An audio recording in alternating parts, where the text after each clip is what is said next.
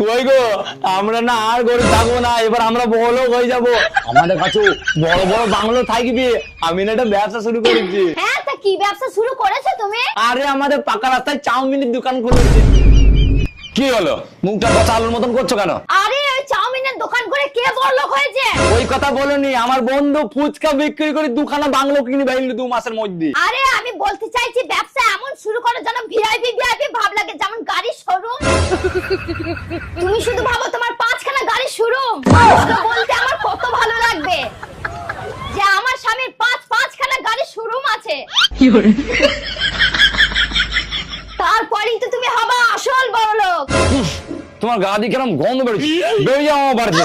আরে তুমি এটা কি বলছো? আমি ঠিকই বলছি, তুমি জানো না বড় লোকের সঙ্গে কিভাবে কথা বলতে হয় ছোট লোক? আরে আমার তো মনে হচ্ছে তুমি একটু বেশি ভেবে ফেলেছো। আমি একটু পরে আসছি।